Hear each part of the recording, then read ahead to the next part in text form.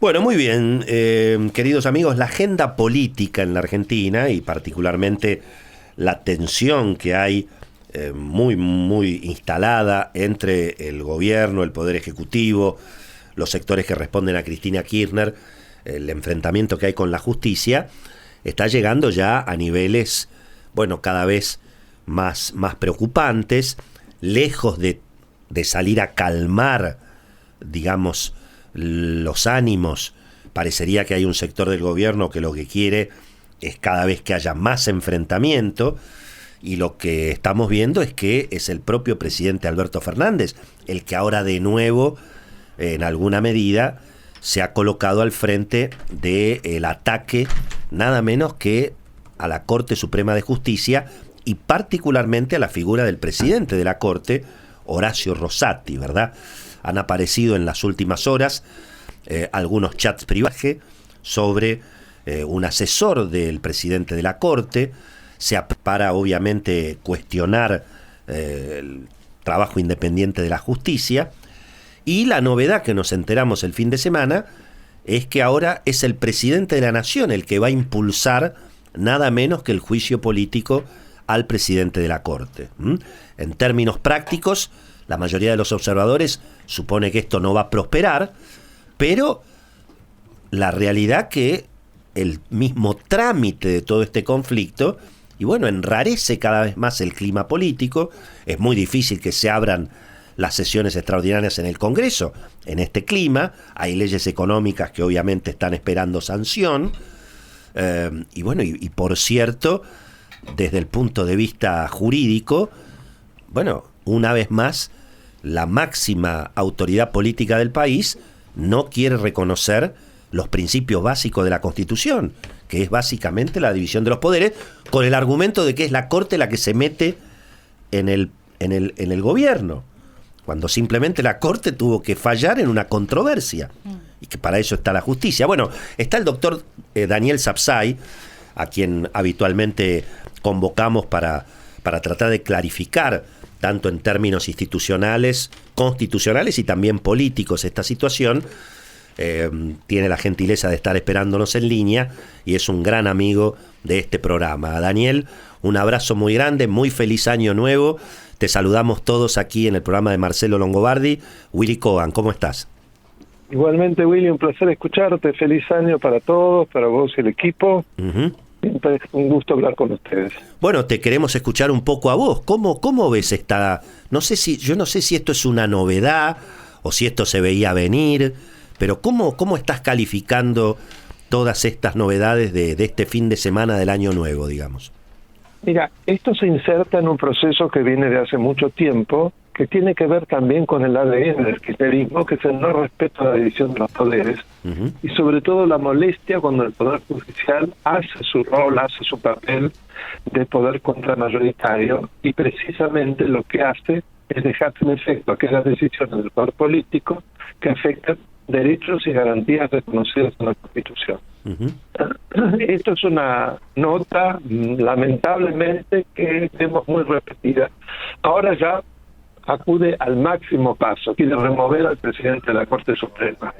En primer lugar, no cuenta con la mayoría necesaria. Vos sabés que es uno de los actos que requiere precisamente de una mayoría calificada más agravada.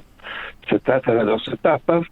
Primero en la Cámara de Diputados, que es la Cámara acusadora, para lo cual, para acusar, se requiere de los 2/3 de los miembros presentes, y luego va a ser la sancionadora, la Cámara, el Senado, que también necesita para ello de los 2/3 de los miembros presentes. Bueno, es imposible, pero además no veo cómo va a poder lograr definir esas causales. Las causales para el juicio político son el mal desempeño, la comisión de delitos en el ejercicio de las funciones.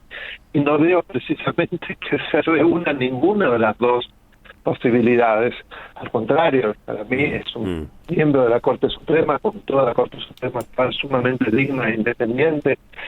Creo que, salvo la primera etapa de Alfonsín, no hemos tenido una Corte Suprema tan realmente independiente. Así sin duda. Daniel, algo grotesco. Muchos observadores lo que plantean es que efectivamente no están los números para semejante operación, desde el punto de vista político en la Cámara de Diputados, pero que no importa, esto lo hacen igual con el objeto de presionar a los magistrados, ¿no? No solamente al presidente de la Corte, sino en definitiva a todos los jueces, ¿no? Porque esto es, y bueno, si me animo a ir contra el presidente de la Corte, mañana me animo a ir contra cualquiera, ¿no? Es decir, ¿hasta dónde este tipo de acciones representan una presión que pueda resultar efectiva, digamos, contra los magistrados? Bueno, hasta ahora yo te diría que lejos de haber resultado efectivos, lo que ha pasado es lo contrario. Claro. La Corte Suprema, y pienso que ahora va a ser lo mismo el doctor Rosati y el resto de los miembros de la Corte, muy inteligentemente no responden, porque precisamente si responden, entonces si se plantea un caso, pueden ser recusados por haber anticipado opinión.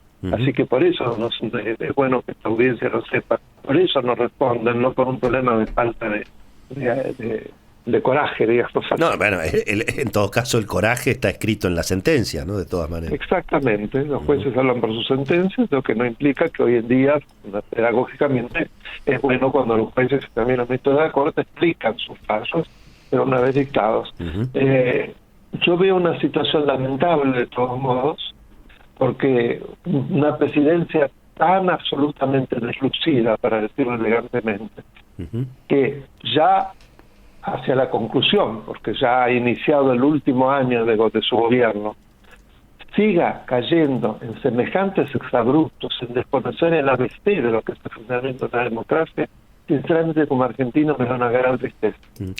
La última consulta, Daniel. No? ¿Qué opinión tenés sobre sobre otra vez la aparición de chats privados, la denuncia que está formulando la oposición respecto de una supuesta mesa militar? Estoy diciendo textualmente lo que han publicado Daniel Santoro, Joaquín Morales Solá, periodistas que obviamente nos resultan absolutamente creíbles y que los conocemos muy bien, y la utilización de estos chats privados para llevar adelante procesos judiciales. Bueno, ya lo han hecho en otra oportunidad y te voy a decir exactamente lo que pensaba en aquella oportunidad. Se está violando de una manera realmente, como pocas veces ha ocurrido, el derecho a la intimidad, metiéndose en cuestiones que sin orden judicial no se puede de ninguna manera hacer. Inclusive la orden judicial es razonable. Acá el producto de esos chats, de esas investigaciones, se puede decir, de esas pinchaduras, es lo que en derecho llamamos el fruto del árbol podrido. Como el origen es podrido, lo que da es algo podrido que no tiene ninguna validez. Eso es desgraciadamente lo que estamos viendo. Sin duda. Además, en el caso, digamos, de Rosati, no hay ninguna comisión de ningún delito ni ninguna sospecha, digamos, ¿no?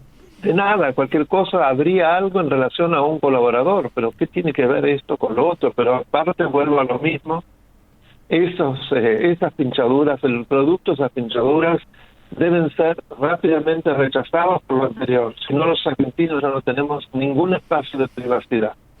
Bueno, estamos escuchando al doctor Daniel Sapsay, uno de los constitucionalistas, por supuesto, más prestigiosos y más seguidos en la Argentina, un gran amigo de este programa, a quien muchas veces consultamos precisamente para entender dónde estamos parados. Doctor, un abrazo grande y muchas gracias por tu tiempo, como siempre. Abrazo, Daniel. Un gusto, nuevamente feliz año, y como siempre les pido que me manden el audio, que yo lo subo a mi canal de YouTube. Sí, señor, Daniel Sapsay. ¿Cómo es el canal, Daniel? Daniel Alberto Sapsay en YouTube. Ahí está. Abrazo grande, Doc. Gracias. Para vos. Muy buen año, Willy. Espero verte pronto. Sí, señor. 15 minutos para las 9 de